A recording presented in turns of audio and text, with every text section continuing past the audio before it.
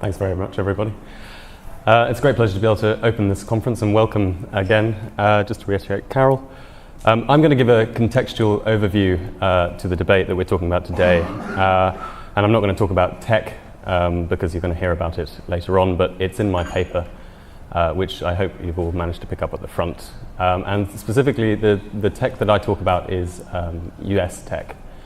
So I'm not talking necessarily about vulnerabilities to other states that wouldn't be affected by that kind of technology. This paper is a contribution to my master's, which is going to be finished in 2 days. That's a little proviso that I have to give, and I'm going to try and keep it down to 10 minutes. I think I've used one already. So here we are. The Transparent Oceans Discourse. In the early 1970s and up to the end of the Cold War, a discourse emerged that questioned whether the oceans might become transparent, quote.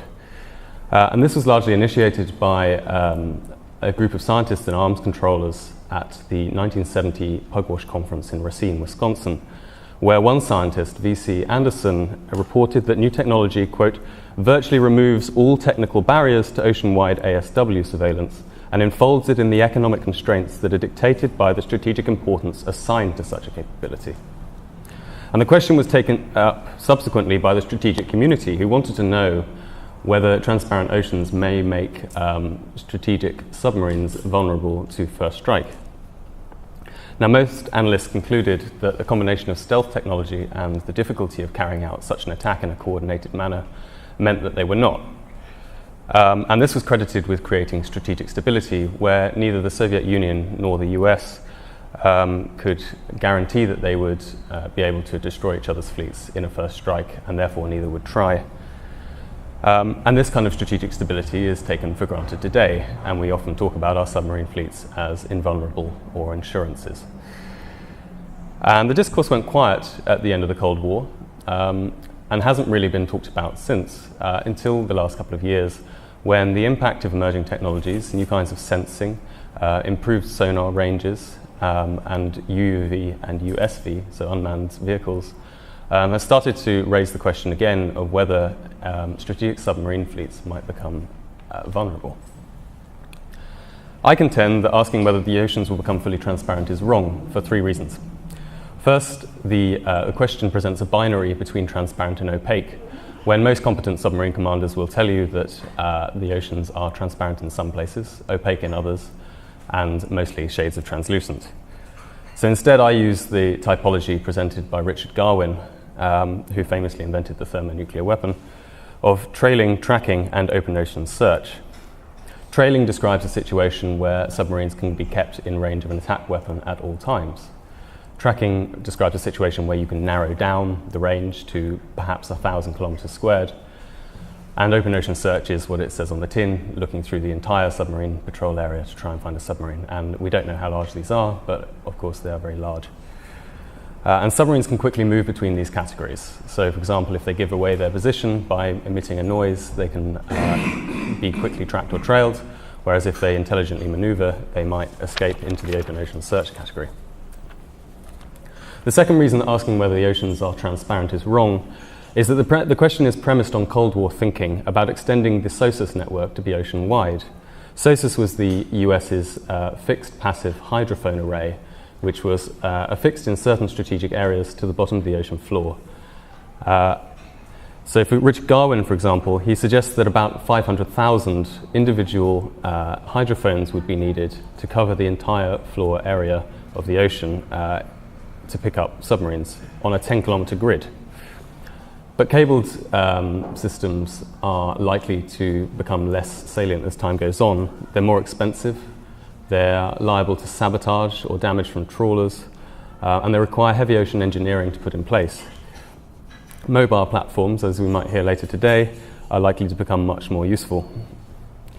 This kind of thinking, I suggest, is likely to persist. For example, Rear Admiral Gower, who wrote a paper for BASIC earlier this year, suggests that, quote, a viable search and detection plan could be conceived for the open ocean requiring high tens of thousands or low hundreds of thousands of UUV. However, as I'll try to explain, this isn't necessary.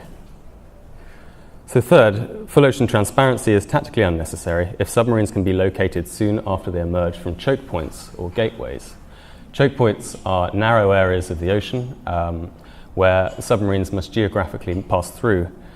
So this includes areas like the Guet Gap between Greenland, Iceland and the UK. And between the 1960s and the 1980s, the US reliably trailed Soviet submarines after picking them up in these choke points. And this would depend on SOSUS and other systems queuing the submarines so that they could narrow down the area to the point where they could trail them. And I suggest that this could be revived today. Technically, it's more efficient to maintain contact with something you've already found than to continually try to find it. But the problem with this is that although it's legal in international waters, it tends to increase tensions and also dangers for the people following. Now, NATO's trailing approach was limited and ultimately stopped working for two reasons. The first was that the US had insufficient numbers of attack submarines to follow Soviet strategic submarines with such reliability that they could carry out a first strike. The second is that Soviet submarines grew significantly quieter. And this was due to spies such as Walker, Whitworth, and Pelton, who revealed to the Soviets the fact that American submarines were much quieter than Soviet submarines, as well as the locations of SOSUS arrays that they weren't aware of, and various other things. So from having an asymmetric advantage, the US then found itself in a state of relative parity with Soviet submarines. To tip the balance back in favor of US anti-submarine warfare, two things would need to happen. First, sensing would need to get good enough to find stealthy Russian or other states' submarines. Secondly, sufficient vehicles would be needed to trail these submarines so that they don't get lost. And it seems likely that the more vehicles you'd assign to each strategic submarine, the easier it would be to keep on its trail. And I suggest in the rest of the paper, which you can read, that this could be conceivable within a decade. But I leave it on a proviso, which is there is a difference between capability and intention. So while it may be possible to do this, it doesn't mean that states such as the US would necessarily wish to. And that is the question that I would like to sort of leave hanging in the air for the next session. Thank you. Thank you. Thank you. Thank you, Seb. And before we move into the very first session, just say today is on the record. If and it is being filmed. If there are any of the speakers or any audience participants who do not want any of their remarks to be filmed, and we will have that come up throughout the day, then please just say so. Please just say stop filming, and then we'll make sure that that happens. And similarly, if there's a contribution from the audience that wants the person would like it to be off record, then again, please indicate. Otherwise, everything today will be on the record. So thank you again, and thank you again to Seb. And I would ask the first panel if they could come up, please.